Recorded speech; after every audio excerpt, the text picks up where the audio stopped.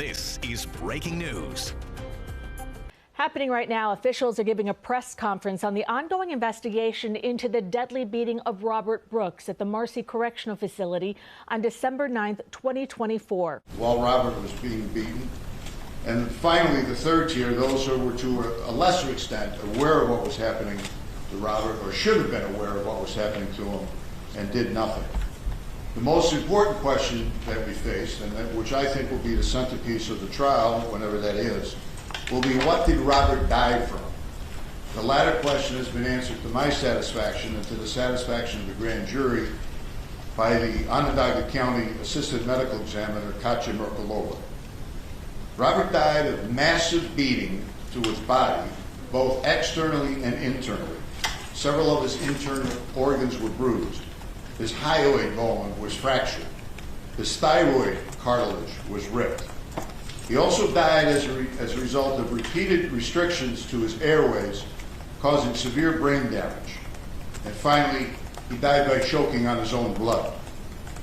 Our investigation revealed that in addition to the tape beating, which you probably have already seen, Robert was beaten on 2 prior occasions between 9/07 and the time of his death, within minutes of his arrival at Marcy.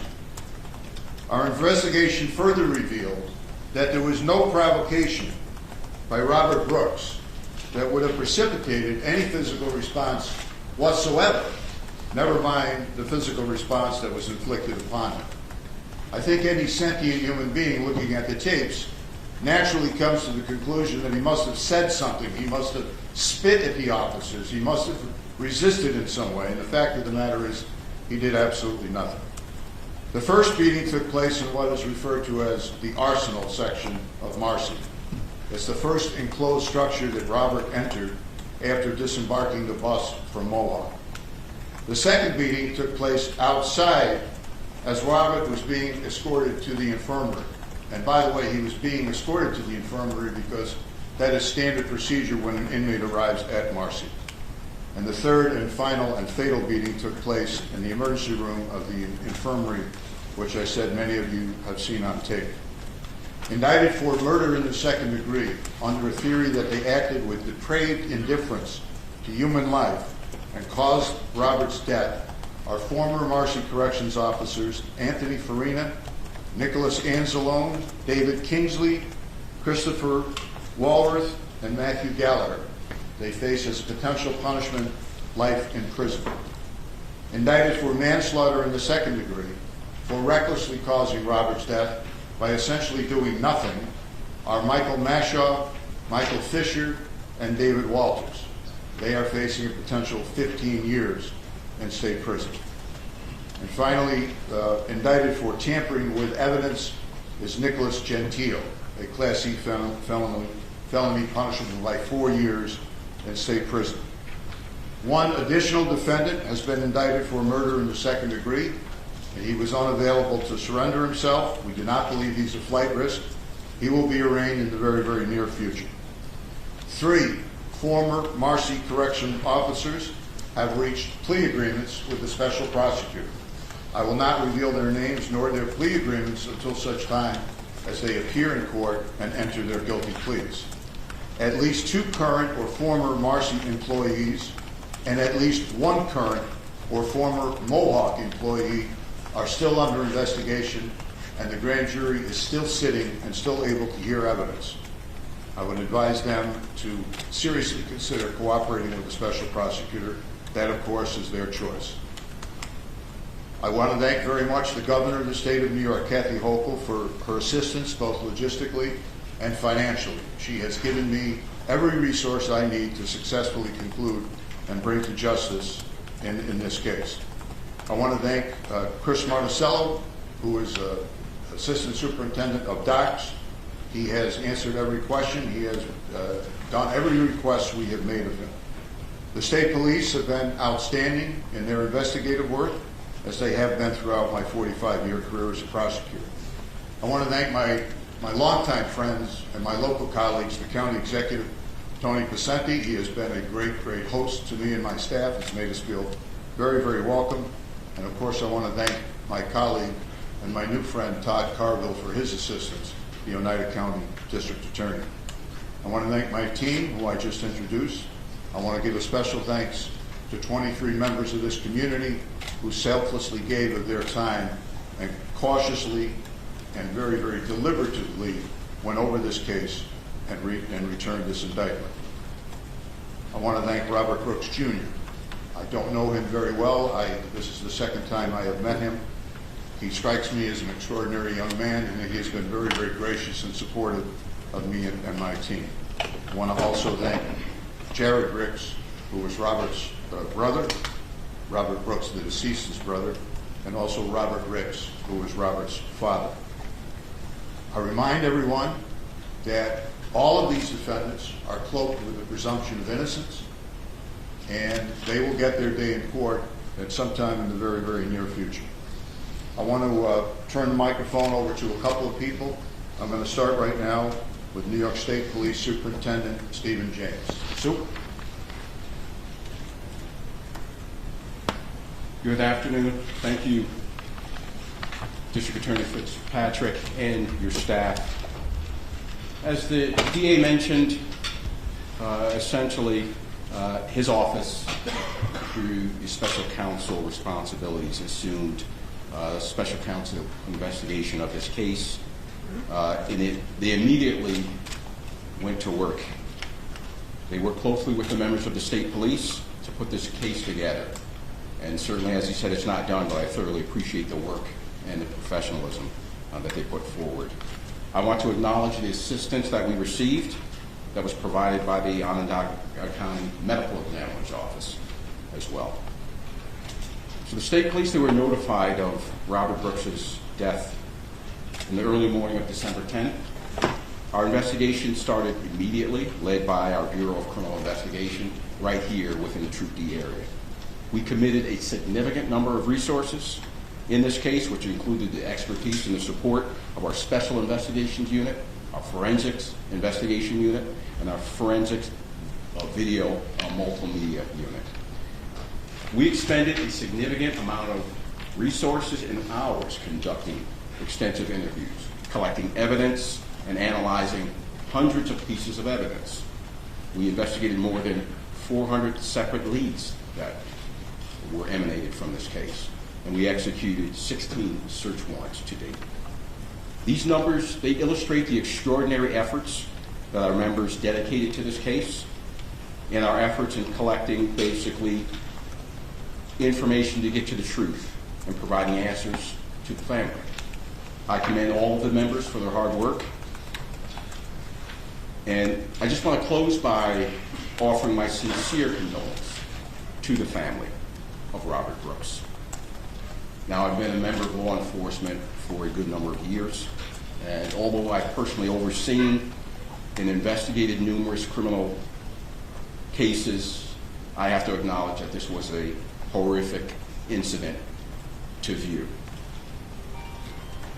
And it was extremely difficult to watch and to comprehend. So I will clearly say here to the Brooks family and the community, I appreciate not only your strength and your composure, and essentially for having the trust in us that we would do what we could within our power to ensure that justice is served. Collectively, I thank you. Thank you, Superintendent. As you might imagine, Commissioner of Docks, Dan Marcello, is a little busy at the moment, and he has graciously allowed one of his deputies, Darren Miller, to speak to you today representing Docks. Darren. Thank you, D.A. Fitzpatrick, and thank you everyone for being here. My name is Darren Miller, and I am the Deputy Commissioner and Chief of the Office of Special Investigations for the Department of Corrections and Community Supervision. As D.A. Fitzpatrick indicated, Commissioner Dan Marcello really wanted to be here today, but he's working hard to resolve an ongoing state of emergency across our state correctional facilities. I also want to start off by offering my sincere condolences to the family of Robert Brooks. What happened to Robert Brooks should never have happened and is something that no family should have to endure. Today's indictments of the individuals responsible for the horrific killing of Robert Brooks marks an important step towards justice and healing. From the moment when we in OSI discovered the horrendous body-worn camera footage of these tragic events, Commissioner Marticello has said that the individuals responsible for this reprehensible act must be held accountable, and that this atrocious behavior cannot be normalized in our state's prison system. Today's indictments show that nobody in the department is above the law. I want to thank Governor Hochul, DA Fitzpatrick, State Police Superintendent James for their leadership, and express our gratitude to all of the investigators and prosecutors who have worked tirelessly on this case to date. Commissioner Marticello and the entire department's leadership team understands that this is a moment that requires swift and transparent prison reform, not simply words of comfort and empty promises. This work has already begun in docks, with an emphasis on a system-wide change and changes that will improve transparency and accountability. This includes expansion of the body-worn and fixed camera systems across all of our facilities, improved training, and the expansion of our investigative, analytical, and medical capabilities. We are also undergoing an independent cultural review, and we are working closely with Governor Hochul and our unions to address the ongoing staffing crisis. This is a starting point to ensure that nothing like this ever happens again. But the changes we're proposing require a long-term and transparent commitment. We in DOC stand steadfast to promote a culture that provides safety for all in our care, from the incarcerated to staff, and all are treated with dignity and respect. Everyone should have the opportunity to improve their lives, pursue second chances, and seek better outcomes for themselves and their families. This opportunity was denied to Robert Brooks by the individuals indicted today. This is an opportunity now for meaningful change arising from this tragic event. The department will continue to work closely with DA Fitzpatrick and his team of prosecutors and the state police to ensure that there are criminal convictions and justice. The governor and the department are committed to transparent and accountable reforms. We all must be better than this. And today's indictments are one positive step in that direction. Thank you. Darren, thank you. Also present here, I just want to identify for the reporters, Steve Schwartz, who is the attorney for Robert's family, Jared Ricks, who is Robert's brother, Mazel, I don't want to butcher your last name, Mazel Shartino, who's also Robert's son, and Robert Ricks, the father I spoke to earlier, I don't believe he's here, but speaking on behalf of his dad, is an outstanding young man that I'd like to ask to come up and say a few words to you, and that's Robert Brooks.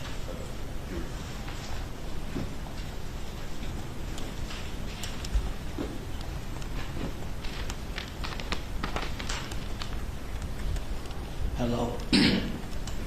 Hello, everyone. My name is Robert Brooks Jr. In December, I had to witness a brutal beating of murder by New York correctional officers. Earlier this month, I got news by the medical examiner. It was very painful, but unsurprised news that my father's death was ruled a homicide. After today, I witnessed over 10 New York correctional officers finally face crime charges. I will never get my father back. The men have robbed me of that opportunity. Still, indictments are an important step toward accountability. These men murdered my father. It was on video. The whole world got to see it. waiting months for these charges have been extremely hard, but these men need to be prosecuted and convicted of the crimes they made. But even these convictions are not enough. Any person with authority who allows abuse and violence to go on for so long also needs to be held accountable. And I pledge, and my family pledges, to not stop until we see change into how our state prisons are operated, and that this no longer has to go on anymore, and no one has to face what me and my family have faced. My father's death will not be in vain. Justice for Robert Brooks. Thank you. Thank you, Robert.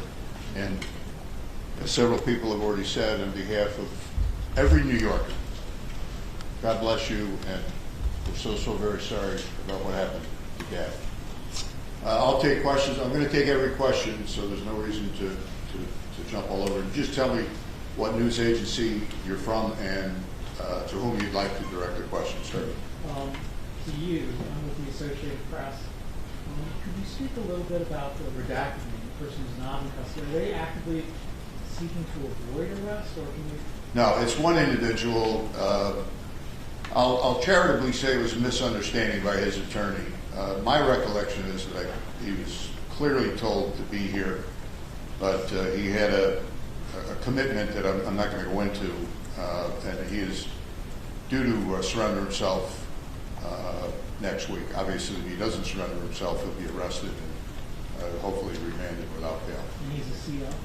He's a corrections officer, yes. So he'll be coming in at a different time? Yeah. Jared, we don't have a date, correct? 24th. So we'll notify the press if you want to be present for his right. Thank you. Andrew, I'm sorry. I did have another question. I mean, we heard from Robert here in regards to actually calling on higher powers to be also held accountable. Sure. What are your thoughts on that? I don't know if you have anyone specific in mind, but it sounds like people who are in charge of the correctional officers involved. Honestly, I think it's very, very gracious on Robert to speak in those terms. You notice when he talked about justice. He wasn't talking about vindictiveness or vengeance, but he's entitled to retribution, as is any crime victim survivor. There are the obvious disturbing things about the tape, the beatings, but there's a lot more disturbing about the tape. And to me, the disturbing is the sense of normalcy, the way that everyone was just going about their business as if this was acceptable behavior. And I think that's what Robert is talking about. And it has to be done. I mean, my job, I'm focused. I intend to convict these defendants. That's my focus. Everything I've heard from the governor is that she's very acutely aware that there's a systemic problem that needs to be addressed. And it's not just Marcy. You see what's going on around the state. And the Inspector General, by the way, is also in the process of conducting an investigation. So, Can I ask one more thing? Sure. There was a lot of noise inside both of the courtrooms and outside the courtroom. Right. Supporters of Robert Brooks saying that they were very concerned that bail was set too low. This is New York. If you get bail on a case, you should, after you do a novena, just say thank you, Your Honor, for setting bail. Bail is not an issue in this case. Case is not going to be decided because someone's locked up for 8 months or 9 months until the case comes to trial. These guys aren't going anywhere. So, Andrew? I imagine the videotape is very valuable evidence to the case, but to think that it may not have existed because those officers didn't intentionally record their devices, it was by happenstance. Wondering the value of the tape, but also the fact that they might have not been seen doing it if they didn't record it. There's no question that one of the ironic features of this case, and the grand jury found, the officers were not aware that they were being taped. That's going to be proven beyond a reasonable doubt at trial. So it begs the question, if the Axon didn't have that feature of recording the previous 30 minutes and saving that into the cloud or whatever they call it, would we be here today? Would Robert, in my judgment, would have gone to see Attorney Schwartz, and Attorney Schwartz would have said, well, I don't know what happened. They say that he fell outside and hit his head and was under this influence of some kind of narcotic, and he must have caused these injuries to himself. And, God only knows if we would have been able to, proceed with where we are today. Can you speak to the logistics of getting the 10 people, or what is it, over 9 is today in custody? Well, that was done masterfully by the state police with the assistance of the Oneida County Sheriff's Office. Once the indictment was unsealed, the defendants prearranged locations with their attorneys, surrendered. Those without attorneys surrendered anyway. And the state police at, I think, 4 or 5 various locations throughout upstate New York managed to get them here to court. Yes, in the back. Hi, I'm with WPTV, the NBC affiliate here in Utica. I'm just wondering if plea negotiations would be entered into at any point? A prosecutor has an ethical obligation to attempt to resolve a case before trial, and I'll certainly do that. But I'm not going to do that until I speak with Robert Brooks Jr. and the rest of his family. And if I do that, I certainly am not going to tell you, with all due respect, I don't discuss plea negotiations. It's not ethical to do that. Yes, straight ahead. I'm with CNY Central's Channels 3 and 5 in Syracuse. Just wondering, when this was presented to members of the grand jury, what was their reaction if they sat and listened to the presentation and watched? Unfortunately, I'm not allowed to discuss what happened in the grand jury. I can tell you without any revealing of confidential material, they were human beings. Their reaction, I suspect, is very similar to any person looking at that tape. It's difficult to watch. At the table here, sir. Yes. Me? Yep. Hi, John Moss here from the Post here in Syracuse. If Brooks didn't say anything to them, he didn't spit on them, he didn't do anything, why did they do this? Why did this happen? Well, that's the ultimate question. We're going to have cooperating witnesses that will testify about that, John. I'm going to save that for trial. There's no valid explanation. Even if he did spit on them, even if he did say something offensive about them or their family, there's no justification for what they did. And in fact, it just, in my judgment, it just supports the finding of the grand jury that this was a depraved situation and warranted a murder charge. Yes, sir, right here. Hey, New York Times. Thank you for your time. Yep. Is it clear why he was transferred from Mohawk in the first place? He had been in an altercation at Mohawk on December the 7th and December the 9th, and DOC's officials made a judgment that for his safety, ironically enough, he should be transferred to Marcy. Neither of those assaults that took place on December the 7th or December the 9th, in the opinion of the medical examiner, contributed in any way to his death. Yes? You were appointed to this case. Have you ever seen anything like this in your 30+ years of custody? Say again. You were appointed on this. Have you seen anything like this in your 30+ years of prosecuting that's caught on video and just is brutal? All right, well, last chance. Okay. I feel like I'm Trump. She looks wonderful, but I can't hear a word she's saying. You were appointed to handle this case. Have you ever seen anything like this before that was caught on tape as brutal as it is? Have I ever seen anything? Well, I think the superintendent took the words out of my mouth when he said he'd never seen anything like it. My 2 assistants, Jared and Jed, they've watched the tape several dozen times. I've only seen it once, beginning to end, because every other time I started to watch it, I walked out of the room. So I guess the simple answer is no. All right, ladies. Yes? Sorry, from 13 Graham News in Rochester. Hi. Just to make sure I'm being accurate with the defendants today, how many of them made bond? I don't know the answer to that. I apologize. At least 6 of them made bond in court, and I don't know about the rest of them. You can check online. Right here at the end of the table, and then all the way back. Hey, Prosecutor Fitzpatrick, J.B. Nicholas, Freelance News. You've been a law enforcement officer your entire life. You send people to prison every day. How are you feeling right now in the fact that you're putting, COs behind bars at this point in your career? Okay, a little premature to say I'm putting anybody behind bars, but you can ask me that, 8 months from now after the verdict, and I'll tell you. I'm not putting anybody behind bars. They put themselves behind bars if they're convicted. How about this? Did you, as investigating law enforcement, did you face any special obstacles or any challenges that you don't usually face in investigations? No. It's a fair question. Were there any obstacles, any pressure, any type of... I've got pressure put on me by one person in this case. And it's that young man sitting right there. When I met him a couple of weeks ago, and I shook his hand, and I said, Robert, I'm going to try to get justice for your father. And he looked at me, and he said, I certainly hope so. I pray that you do your best. That's pressure. That's the only pressure that's been put on me in this case. And the obstacles are non-existent because of these men and women of the state police and the DOCS investigators that have assisted me. All the way in the back. Hi, Jessica Tulin with News Channel 13 in Albany. I spoke with Robert Brooks' father and then also with his family friend.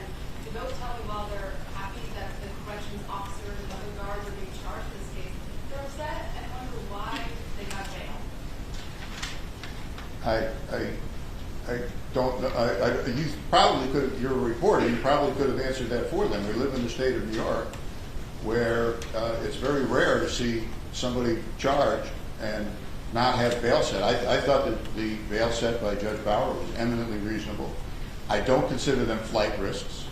If this was 2019, I probably would have asked for remand because it's a murder charge. But if Judge Bauer had done that, I think he would have been immediately overturned by a higher court. So I understand their frustration, but be patient.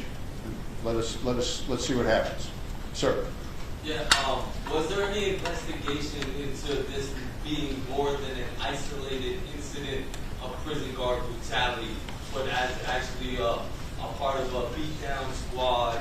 Yes, sir. Thing that exists in correctional facilities across the state, where is it investigated as more than just an isolated incident? My staff and I and the state police did look into that possibility in connection with this. We did not find that, otherwise we would have returned indictments reflecting that. Does it exist? I can't answer that.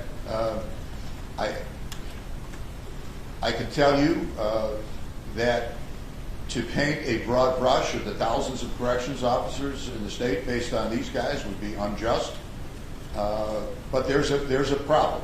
When people are milling around watching a guy being beaten, being dragged around like a piece of meat and doing nothing other than filling out paperwork, there's a problem that needs to be addressed, and I think the appropriate people are addressing that. But to answer your question directly, no, we did not find evidence that this was something normal that would happen at Marcy.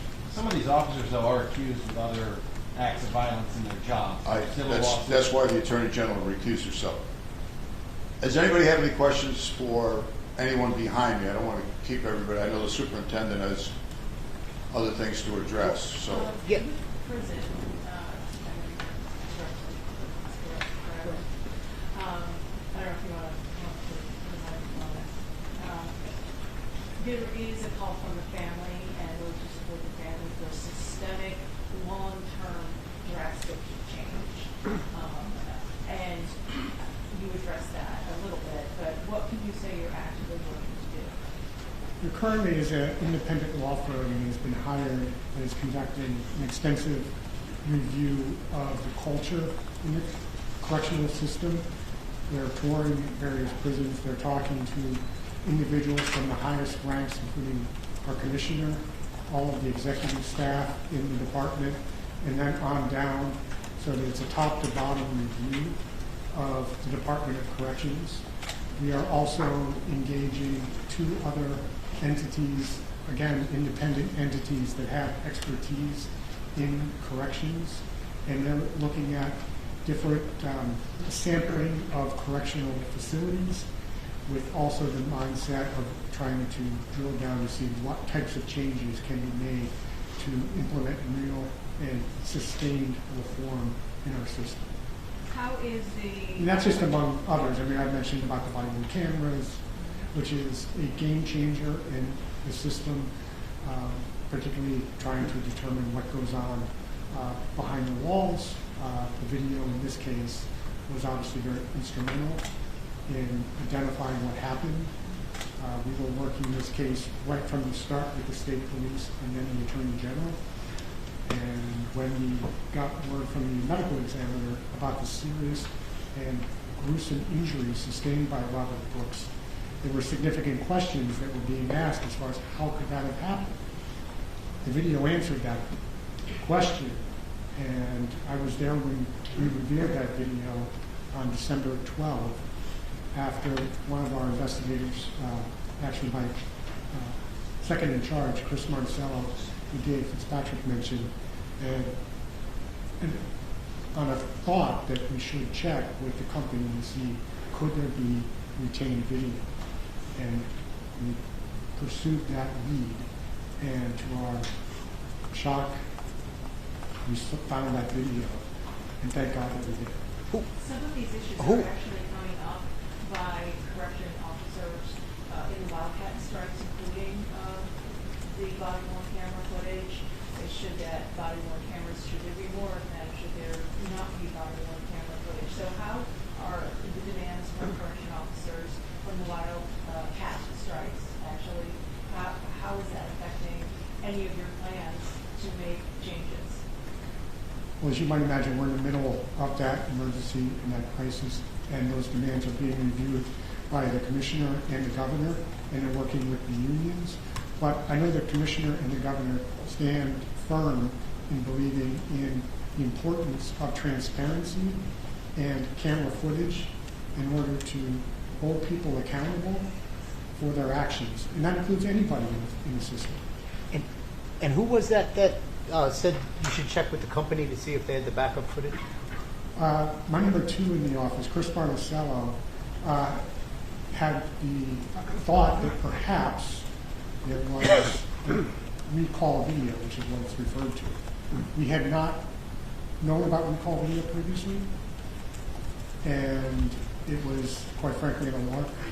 But we pursued that because we knew it was important to pursue all leads to try to find out what happened and pursue the facts and gather the facts. And as soon as we found that video, I was on the phone to the state police and the Attorney General's office that night, telling them about the video, and we immediately transferred it over to them. And how long did it take once you asked for the video to realize that the video existed? Like what gap was there? Like how long did that take? It was the day we within hours. Within hours. How much did you know before you checked for the video? Like, was there a serious complaint from someone? Obviously, you had an inmate who didn't survive, but was there a serious complaint from anyone who witnessed this that said you got to look into this? We investigate, along with the state police and the Attorney General, every death in custody. So we had an ongoing investigation. The medical examiner's preliminary report strongly suggested that there was foul play. What was the expectation for body-worn cameras at that moment? Should they have all been turned up? Correct. Why didn't body cam cameras capture the first 2 beatings? The technology is such that it only went back 30 minutes. So the first you see Robert is 30 minutes before some corrections officers turned on their body-worn cameras and were attempting CPR on him. Does that make sense? Right, when he's outside, that's 30 minutes before he's dead. Yes. And how do we know about the first 2 beatings? We know because of witnesses that have been cooperative with the special prosecutor.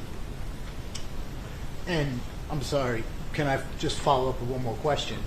One of the issues that people have highlighted that has contributed to guard violence is the disciplinary system that DOCS has for employees, roundly criticized as ineffective. Will you be supporting, will the Department of Corrections be supporting reforms such as making those hearings available to the public? Are you referring to the disciplinary hearings? Yes. I know the department is committed to transparency. Obviously we follow the law, and I know that there is currently consideration of legislative changes, and I can't comment on potential legislative change. I think Commissioner Marcello has also spoken about this during the budget hearings. So I refer you to his testimony before the state legislature 2 weeks ago. And did the department receive any warnings about these guards beforehand or anything like that? Like, did the department discipline any of these guards for assault before this incident? Off the top of my head, I can't answer your question. Sorry. Okay, last question. Mr. Patrick, how common is it to transfer inmates like Mr. Brooks following altercations at Mohawk, and who was in charge of that decision? I don't have the expertise to answer that question. I know it was done for his safety. He didn't desire protective custody. Robert did not desire protective custody, but I can't tell you how often that happens. Can you talk about the incidents themselves, what they were, how they started, what injuries were arriving at Marcy? No, it was inmate fights. I'm not going to go into any further details. But emphasizing they did not contribute to his death. The plea agreements he did talk about being active. Are those 3 people we saw today or 3 people we did not see today? You did not see these 3 people today. You'll become aware of them later on. And did they involve jail time? Again, all their plea arrangements will be in open court on the record. Just real quick, are you able to talk about these 2 previous beatings, sort of what happened? Am I able to talk about that? Yeah. Not at this press conference. All right, seriously, last 2 questions, all the way back and then over here, and that's it. I noticed in the body cam, the officers who were most hands-on in the beating of Robert Brooks were wearing their American flags on their uniform in an inverted fashion. And I want to know if any investigation was done into whether or not those particular guards who were wearing their uniform in a particular way are part of some white supremacist terrorist group that currently operates within the New York State Department of Corrections. Grand jury found 0 evidence of that, and I certainly would have announced. But was there questions into why they wore their flags on their uniform in a different way than all the other officers in the facility? Well, some of the defendants were questioned extensively. I don't know if that question was raised specifically, but again, there's no evidence that this was a crime of racial animus. There's no indication, there's no audio on the tapes, but there's no indication that racial slurs were used, and in terms of inverted American flags, that's not part of my case. Last question over here. Yeah, my math, Sean Mills, Daily Sentinel and Rome. My math might not be correct, but initially after this, Governor Hochul ordered a total of, I believe, 18 or so employees to be terminated from docks. But I don't think that the 18 names or mentions of the charges here. Are there some people from the scene that were found not to be culpable? Well, as I indicated, there are 3 unidentified people that have already reached plea agreements with me, and there are at least 3 other individuals that are still under investigation. So it's the governor's decision to fire people over here, my decision, grand jury's decision to charge people with crimes and to convict them beyond a reasonable doubt. Thank you all. Are they all terminated by now? Mr. Miller might be able to answer this. I believe they're all terminated. Pending termination, some had resigned. We're going through the arbitration process as a matter of the collective bargaining agreement. So not all of them, only Mr. Farina is actually gone. The others are going through the process of termination. I believe there are 2 that have resigned. I'm going off the top of my head, so.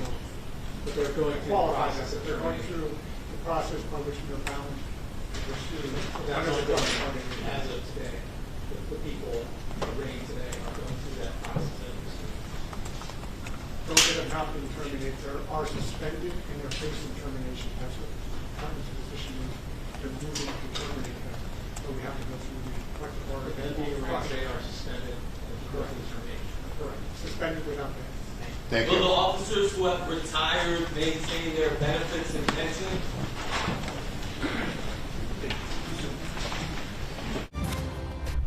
This has been breaking news.